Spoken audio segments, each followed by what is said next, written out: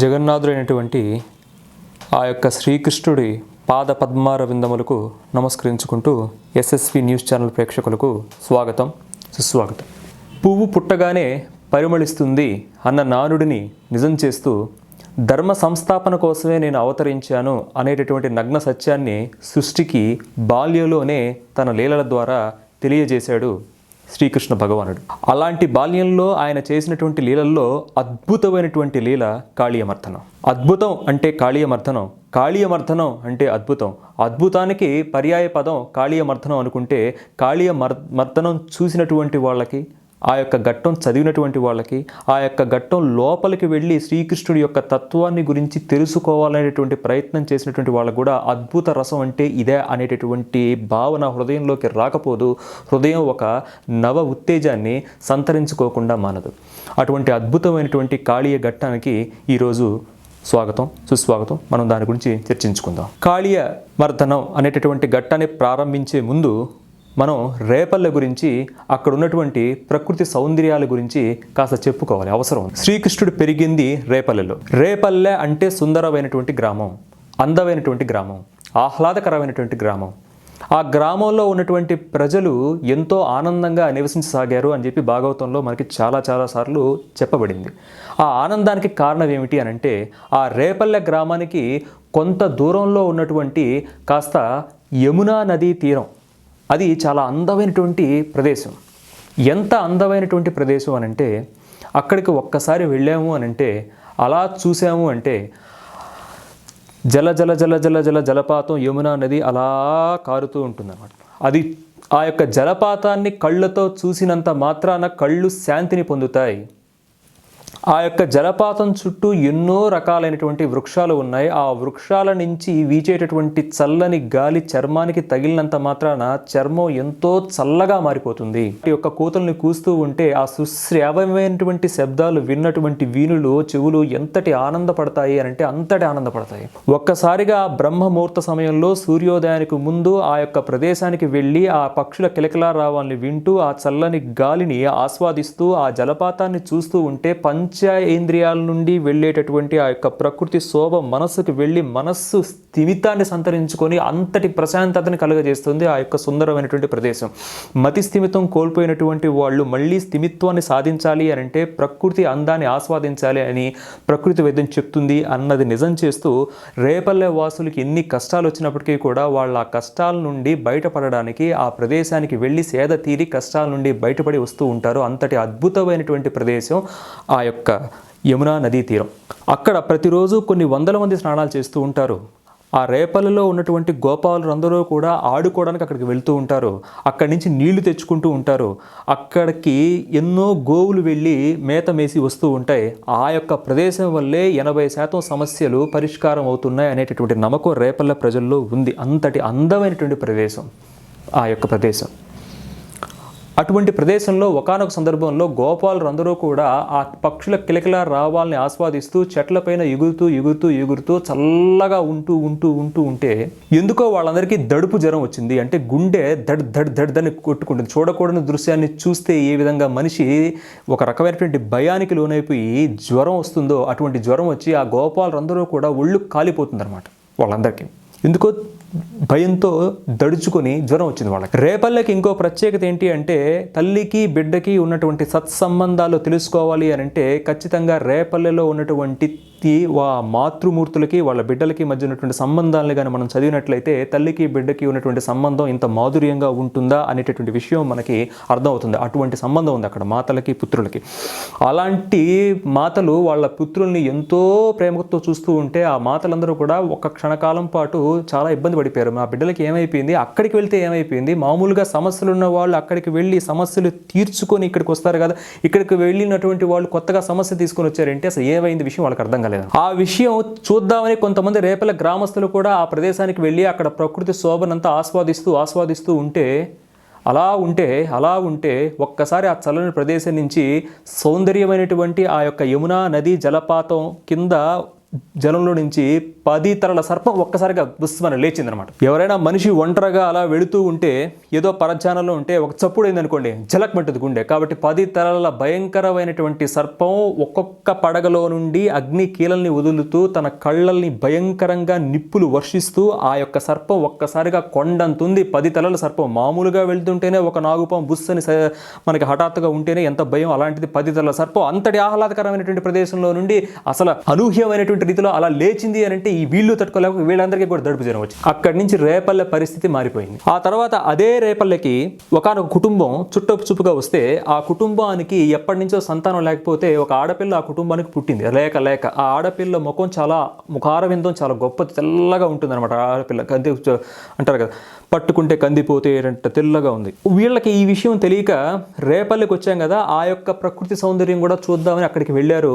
వెళ్ళగానే ఆ సర్పం మళ్ళీ లేచింది. ఆ సర్పం వదిలినటువంటి అగ్ని కీలల వల్ల ఆ మహాలక్ష్మిగా వాళ్ళు చూసుకుంటున్నటువంటి ఆ అమ్మాయి ఆ పాప మొహం కాలిపోయింది. ఆ పాప అయితే ప్రాణాలతోనే ఉంది. వాళ్ళ యొక్క బాధలు వర్ణనాతీతం అనుకోవచ్చు ఈ విషయం. లేక పుట్టినటువంటి ఆ పాప, ముఖారవిందంగా ఉన్నటువంటి పాప, మహాలక్ష్మి అవతారంగా వాళ్ళు చూస్తున్నటువంటి పాప, ఒక్కసారి ఆ పాప మొహం మాడిపోతే వాళ్ళు బాధ తట్టుకోలేము, అటువంటి బాధ. ఇక ఆ యొక్క గ్రామస్తులు, రేపల్లె గ్రామస్తులు అక్కడికి వెళ్ళి నీళ్లు తెచ్చుకోవడం ఆపేశారు. ఎందుకంటే ఆ నీళ్లు అంతా కూడా విషపూరితం అయిపోయాయి, ఇంకా నీళ్లు తాగడానికి లేదు. తెలియకుండా అక్కడ ఎవరైనా వెళితే కూడా అయితే గుండెపోటుతో మరణిస్తున్నారు, లేదా ఆ సర్పం యొక్క దాటికి తట్టుకోలేక అగ్ని కీలల వల్ల చర్మం మాడిపోతుంది, లేకపోతే ఆ సర్పం మింగేస్తుంది. ఇట్లా ప్రాణాలు ఎన్నో పోతున్నాయి. గోవులు కూడా అక్కడికి వెళ్ళేటటువంటి పరిస్థితి లేదు. అటువంటి భయంకరమైనటువంటి పరిస్థితి అక్కడ ఏర్పడిపోయింది అనమాట. ఏ ఒక్క ప్రకృతి సౌందర్యం రేపల్లె ఆనందానికి కారణమైందో ఇప్పుడు అది పూర్తి వ్యతిరేకం అయిపోయింది, కోయిట్ ఆపోజిట్. ఇప్పుడు విచారం అయిపోయింది, విషాదం అయిపోయింది. పిల్లలు అక్కడికి వెళ్ళట్లేదు, గోవులు అక్కడికి వెళ్ళట్లేదు, అక్కడ నీళ్లు తాగట్లేదు. ఎవరు వెళ్ళినప్పటికీ కూడా వాళ్ళు చర్మ వ్యాధులు లోనైపోతున్నారు, కాళ్ళు చేతులు వాళ్ళకి ఇబ్బంది పడిపోతున్నాయి, స్నానాలు లేవు, ఏమీ లేవు. ఇంకా రేపల్లె వాసులు ఎవరు కూడా అక్కడికి వెళ్ళట్లేదు అనమాట. ఎందుకని వెళ్ళటం లేదు? దాంతోపాటుగా ఆ యొక్క పక్షులు ఏవైతే ఉన్నాయో, ఆ వృక్షాల మీద పక్షులు చూస్తేనే చాలా బాగుంటాయి. ఆ పక్షులు ఆ కిలకిల రావాలు సుశ్రావ్యమైనటువంటి శబ్దాన్ని వినిపిస్తూ శ్రవణానందకరంగా ఉన్నాయి, వీణుల విందుగా ఉన్నాయి అని ఏ పక్షులనైతే మనం ఇందాక వర్ణించుకున్నామో ఆ పక్షులు ఒక్కొక్కటి చచ్చిపోయి పడిపోతున్నాయి ఆ యొక్క నదిలో. ఆ మహావృక్షాలు కూడా ఎంతో అందంగా ఉన్నటువంటి మహావృక్షాలు కూడా కాలిపోయాయి. కాబట్టి పూర్తిగా వ్యవహారం మారిపోయింది.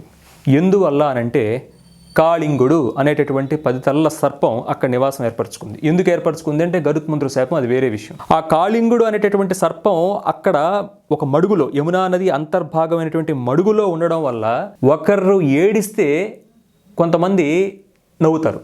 పైశాచికత్వం అని తెలుగులో, శాడిజం అని ఇంగ్లీష్లో అనుకుంటాం అనమాట. అటువంటి పైశాచిక ప్రవృత్తి కలిగినటువంటి ఆ సర్పం తన ఆనందం కోసం ప్రజల్ని, గ్రామస్తుల్ని ఇబ్బంది పెడుతూ ఉంది. ఇక అక్కడికి వెళ్ళడానికే భయపడిపోయి ఎవరు వెళ్ళట్లేదు, అయిపోయింది. ఆ తర్వాత రేపల్లికి కృష్ణుడు వచ్చాడు.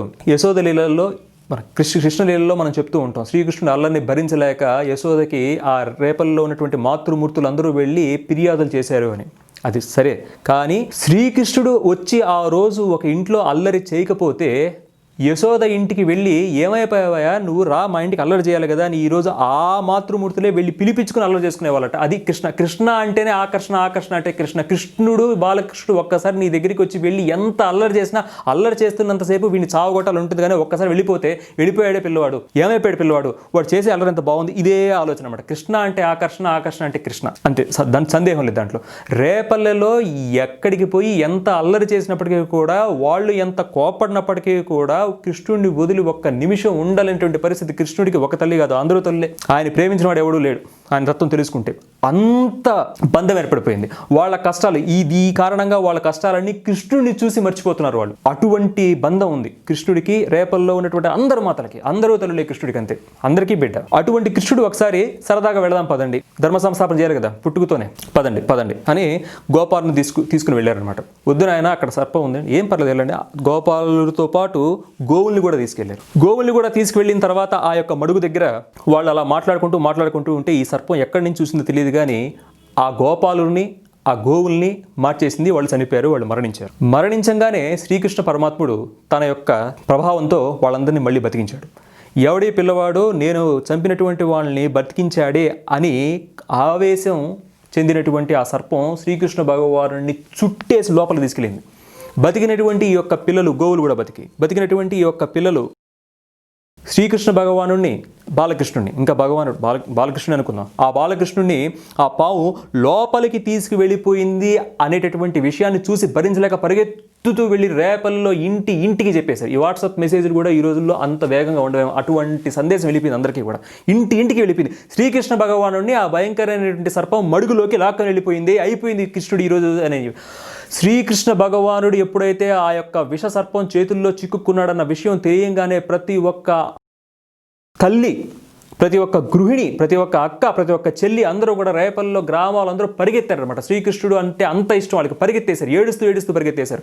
లేక పుట్టినటువంటి బిడ్డ అలా బయటికి వెళ్ళి ఇంకా రాకపోతే తల్లి పడేటటువంటి వేదన ఎలా ఉంటుందో అంతకి 100 రెట్లు వేదన పడుతున్నారు వాళ్ళందరూ. యశోదబాధ అయితే చెప్పవల్లే, అటువంటి వేదనతో పడిపోతున్నారు అన్నమాట. ఆ తర్వాత యమునా నది చాలా ఆనందంగా ఉంది ఒకప్పుడు, ఎందుకంటే యమునా నది తీరానికి వచ్చి అందరూ స్నానం చేసి, ఆ స్నానం చేసిన తర్వాత మా బాధలు పోయాయి అని యమునమ్మకి నమస్కారం పెట్టుకుంటూ పోతుంటే యమునా నది కూడా చాలా ఆనందంగా ఉంది. ఓహో, ఇంతమంది బాధల్లో కలిగినటువంటి వాళ్ళు నా దగ్గరికి వచ్చి నన్ను తల్లిలా భావించి నా నదీ తీరంలో స్నానం చేసి నన్ను అమ్మలాగా వాళ్ళు అభిమానిస్తున్నారు అంటే నేను ఎంత అదృష్టవంతురాలని అని ఆ యమునా నది కూడా ఉంది. కానీ ఈ యొక్క సర్పం ఇక్కడికి వచ్చిన తర్వాత యమునా నది కూడా ఆ శోభ పోయింది, ఎందుకంటే ఎవరు వచ్చి స్నానం చేయట్లేదు అనమాట. ఇలాంటి పరిస్థితిలో ఉంది. ఇలా అందరూ బాధపడిపోతున్నారు, పక్షులు పక్షులు చనిపోతూ ఉన్నాయి, ప్రకృతికి శోభపోయింది, యమునా నది చాలా బాధపడిపోతూ ఉంది, యమునా నది జలపాతానికి ఆ సౌందర్యం లేదు. వీళ్ళందరూ వచ్చి ఆర్తనాదాలతో ఏమైపోయావు కృష్ణ అంత భయపడుతూ ఉంటే ఒక్కసారిగా వాళ్ళందరినీ సంభ్రమాశ్చర్యాలకి గురి చేస్తూ శ్రీకృష్ణ భగవానుడు అలా పైకి లేచాడు. ఎవరి మీద పైకి లేచాడు అంటే, ఏ సర్పం అయితే తన నోటి ద్వారా అగ్ని కీలల్ని వదిలి చాలా మంది పసిబిడ్డ చావుకు కారణమైందో ఆ సర్పం మీద నిలబడ్డాడు. ఆ దృశ్యం చూడగానే ఒక పద్యం మనం ఇక్కడ చెప్పుకోవాలి. ఎర్రాప్రగడ గారు హరివంశ కావ్యంలో, నృసింహ కావ్యంలో రచించినటువంటి ఆ పద్యం